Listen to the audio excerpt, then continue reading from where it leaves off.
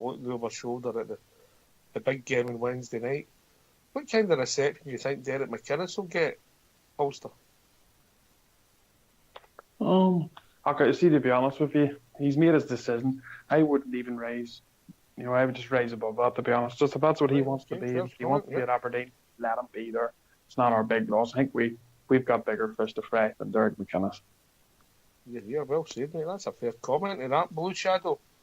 Do you remember who Derek McInnes is? I just about I think.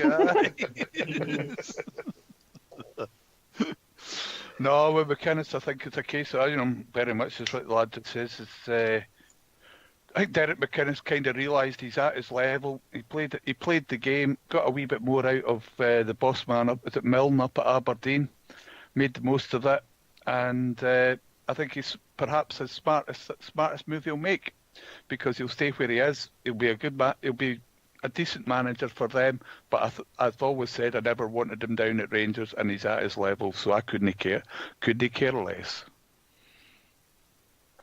Fox will be a factor.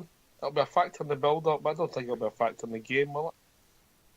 No, shouldn't it be? I want us to win for Graham Murty, mate, and to prove to everybody that we made the right choice eventually in putting him in as manager, mate. If he beats him again, that's 3 times in a row. That's 3 times in a point, proving he was always the right man for the job.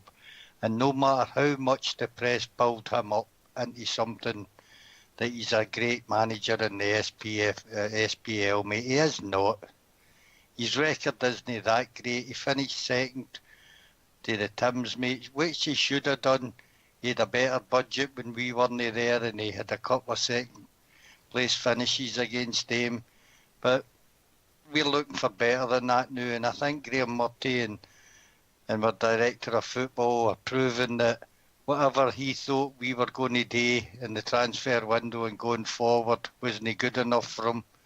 Well, he's about to be proven wrong.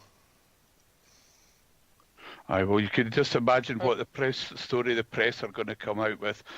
McInnes receives torrents of abuse at Ibrox, you can guarantee it. Hope he does when the third goal goes in and we're winning 3-0.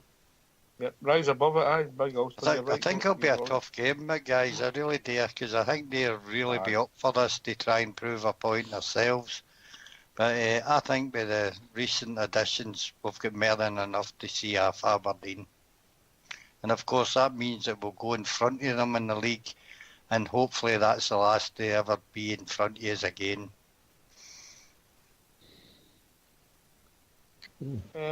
Ibrox, how do you see him? I'm not really too big a thing for me, mate. I never wanted McInnes in the first place. I was right up there as soon as he was rumoured for the job.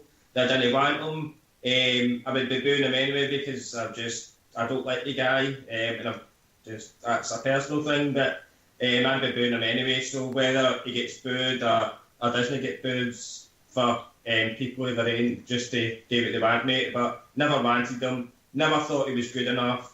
Proven it in the last 2 games against them. As Fox says, if we do it again on Wednesday night, if we play anywhere the way we played against them, we beat them 3-0 at Ibrox on that Wednesday night, before we played them and beat them up at Pittodrie as well, mate. It's going to be an uncomfortable game, but again, like you say, Hawks, if it came out right now and you give me a 1-0 win, I'd bite your honour for it. I hope it's no about McInnes. I hope it's about us winning the game and we move on. I say they'll take 1-0 because then we move on to, I believe, off the top of my head, it's the Ross County game. And that becomes a massive game for us, because then we could argue we're starting to get some momentum we've not done, and that's how the Aberdeen game for me is a real big make or break as far as the momentum of our season concerned. I'd personally take a 1-0 on the sorry, way Rudy. into the Sorry, season, Ox, to be honest, I don't think performances matter that much just now. It's just putting 3 points in every game for me now. That's what matters. I think that's the only way we'll catch the Tims, really, is just get 3 points, regardless of how we play, and if that's a 1-0 win, then so be it for me now, 1-0 for every game to the end of the season, mate. You'd be pretty close, mate. Yeah, well, this is it. That's exactly what I'm thinking, you know. I mean, I know we've brought some quality players, and it looks like we'll bring another one or two. The Derek McInnes thing, you know, it's gone now. It doesn't really matter. I had to laugh at some of the statements the press and Stuart Mullen that were coming out with, talking about McInnes' legendary status at Aberdeen. He won a League Cup on penalties against Inverness, Cali Thistle, you know, and then he never laid a glove in the Tims. Never laid a glove in the Tims. Came second in a league with the Rangers. If that's all it takes up at Aberdeen to be a legend, then I'll tell you what, they're easily pleased for me. You know what I mean? They play their Derek McInnes. We'll play our Jimmy Nicholl, who won the same trophy. Well, with the Rovers. That's a point. Al 63. Well, I don't think McInnes is ever this kind of legend that they like to kind of peddle. No, guys like Bridgeman's a legend, you know. McInnes is a legend. Bridgeman's a legend. But when it comes to McInnes, he's not a wee idiot either. He's a good manager, and most of these players, at least up to 2 seasons ago, were only getting paid $2,000 a week, every single one of them. So I think overall he did really well with them. But I think you can just stop it there, because I think the rest of it's kind of newspaper talk and it's all kind of rubbish. I wouldn't single it. If I was at the game, I wouldn't single them out for any special attention when we play them. They will give us a hard game, but that's not because of anything other than the fact that they're no bad outfit. You're still kind of trying to get a settled side. I mean, flipping it, we're just after bringing in about four players anyway, a couple of whom we'll probably sign come the summer. The very fact that we're thinking if we get a 1-0 we'll bite the horn off you tells us enough that we actually do quite admire the fact that he's got a team that's quite hard to beat, and he's not just a wee idiot. So I say roll on that game, because I think we can do, and I think it's a big thing for the players as well, because I'm convinced when we beat them twice in the week, or twice in 5 days, it was because they thought McInnes was coming in to be our manager. They were trying to impress him. I said it at the time, and I stand by it. And I hope our guys go out. I would love to speak to them before the game, though. I hope our guys go out and do prove that point, and say, get up, you. Murty's our manager. Well, according to the Scottish press, Penna might be back by Wednesday night. Jesus. Don't even joke about that, Oxy. Everybody's hiding under the covers there, I can see that one. Oh, mate, he should have been good. This didn't happen. But he's got the same excuse as our guy has. Halden went over to Azerbaijan, didn't he? I mean, it's a good throw a stone away, but it's not quite the same as coming for his homeland anyway, Morales, although he only came over for Finland. But aye, he's no Morales. What I did laugh. Penna came over from Mexico. Yeah, it's a chunkier move. It's the other side of the world, isn't it? And it didn't work out for him. So wish him well and get to. You know. People have done it before. Fox moved from Castlebuilt to Duke Street. I mean, that's a big move, isn't it? That's true. Yeah. A hell of a big move.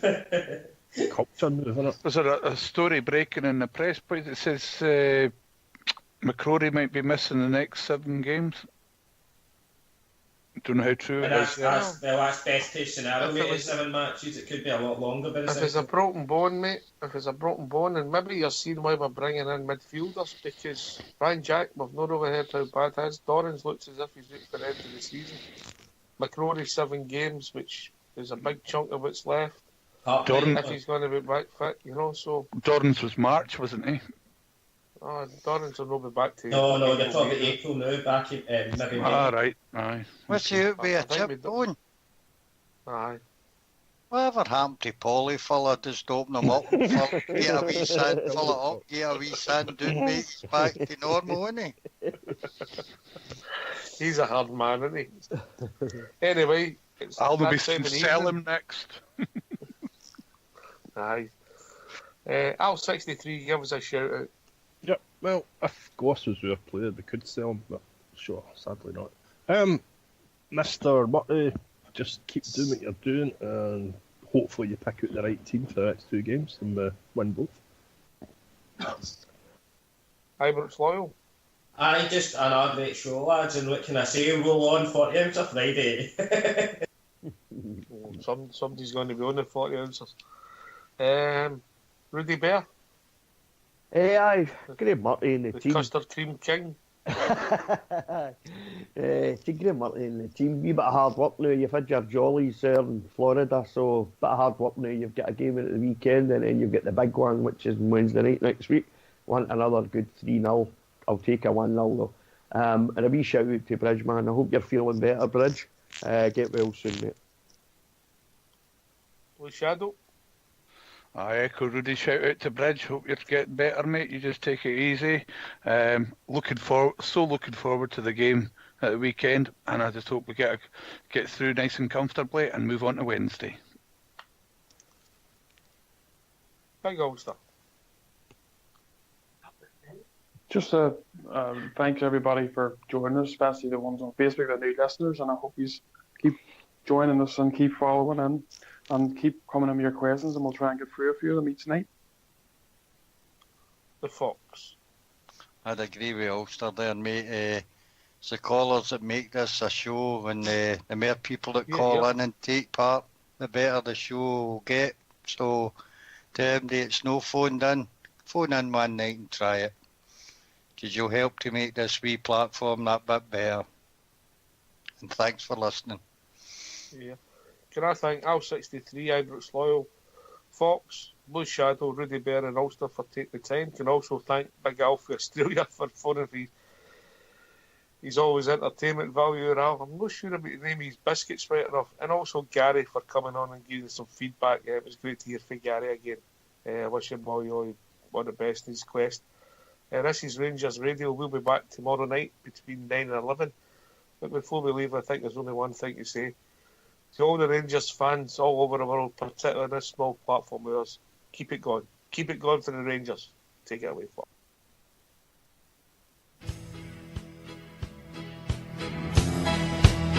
I've been in exile for some years, and my eyes filled up with tears when the Rangers came to Wolverhampton town.